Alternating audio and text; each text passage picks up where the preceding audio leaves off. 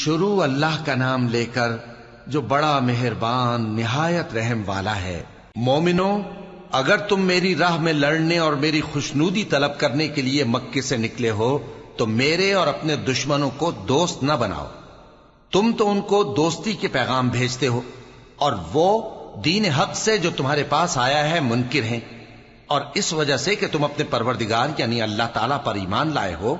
پیغمبر صلی اللہ علیہ وآلہ وسلم کو اور تم کو جلا وطن کرتے ہیں۔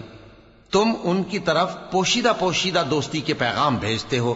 اور جو کچھ تم مخفی طور پر اور جو علل اعلان کرتے ہو وہ مجھے معلوم ہے، اور جو کوئی تم میں سے ایسا کرے گا وہ سیدھے رستے سے بھٹک گیا۔ اگر یہ کافر تم پر قدرت پالیں تو تمہارے دشمن ہو جائیں، اور ایذا کے لیے تم پر ہاتھ بھی چلائیں اور زبانیں بھی، اور یہ چاہتے ہیں کہ تم کسی طرح کافر ہو جاؤ۔ قیامت کے دن نہ تمہارے رشتے ناتے کام آئیں گے اور نہ اولاد۔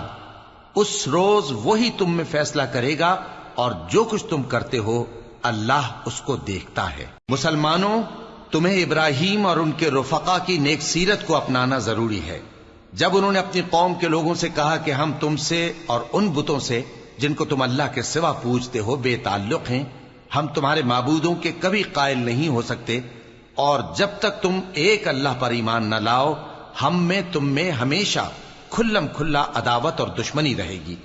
ہاں، ابراہیم نے اپنے باپ سے یہ ضرور کہا تھا کہ میں آپ کے لیے مغفرت مانگوں گا، اور میں اللہ کے سامنے آپ کے بارے میں کسی چیز کا کچھ اختیار نہیں رکھتا۔ اے ہمارے پروردگار،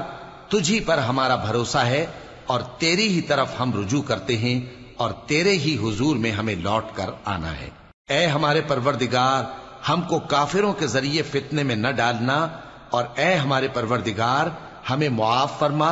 بے شک تو غالب ہے، حکمت والا ہے۔ تم مسلمانوں کو یعنی جو کوئی اللہ کے سامنے جانے اور روز آخرت کے آنے کی امید رکھتا ہو اسے ان لوگوں کی نیک سیرت اپنانی چاہیے، اور جو روگردانی کرے تو اللہ بھی بے نیاز ہے، لائق حمد و ثنا ہے۔ عجب نہیں کہ اللہ تم میں اور ان لوگوں میں جن سے تم دشمنی رکھتے ہو دوستی پیدا کر دے، اور اللہ قادر ہے اور اللہ بخشنے والا ہے، مہربان ہے۔ جن لوگوں نے تم سے دین کے بارے میں جنگ نہیں کی اور نہ تم کو تمہارے گھروں سے نکالا، ان کے ساتھ بھلائی اور انصاف کا سلوک کرنے سے اللہ تم کو منع نہیں کرتا۔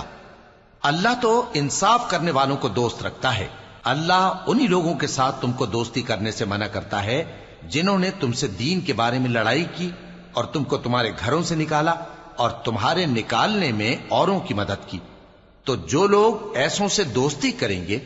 وہی ظالم ہیں۔ مومنو، جب تمہارے پاس مومن عورتیں وطن چھوڑ کر آئیں تو ان کی آزمائش کر لو،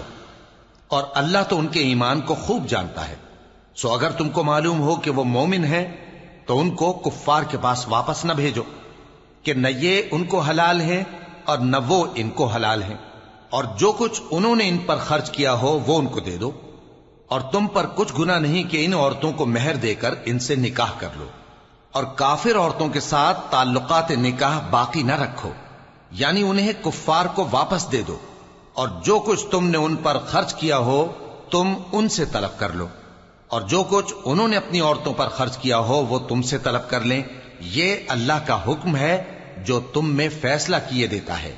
اور اللہ جاننے والا ہے، حکمت والا ہے۔ اور اگر تمہاری بیویوں میں سے کوئی تمہارے ہاتھ سے نکل کر کافروں کے پاس چلی جائے اور اس کا مہر وصول نہ ہوا ہو، پھر تم ان سے جنگ کرو اور ان سے تم کو غنیمت ہاتھ لگے، تو جن کی بیویاں چلی گئی ہیں ان کو اس مال میں سے اتنا دے دو جتنا انہوں نے خرچ کیا تھا، اور اللہ سے جس پر تم ایمان لائے ہو ڈرتے رہو۔ اے پیغمبر صلی اللہ علیہ وآلہ وسلم، جب تمہارے پاس مومن عورتیں اس بات پر بیعت کرنے کو آئیں کہ نہ تو اللہ کے ساتھ شرک کریں گی، نہ چوری کریں گی، نہ بدکاری کریں گی، نہ اپنی اولاد کو قتل کریں گی، نہ اپنے ہاتھ پاؤں کے درمیان کوئی بہتان باندھ لائیں گی، اور نہ نیک کاموں میں تمہاری نافرمانی کریں گی، تو ان سے بیعت لے لو اور ان کے لیے اللہ سے بخشش مانگو، بے شک اللہ بخشنے والا ہے، مہربان ہے۔ مومنو، ان لوگوں سے جن پر اللہ غصے ہوا ہے دوستی نہ کرو، کیونکہ جس طرح کافروں کو مردوں کے جی اٹھنے کی امید نہیں، اسی طرح ان لوگوں کو بھی آخرت کے آنے کی امید نہیں۔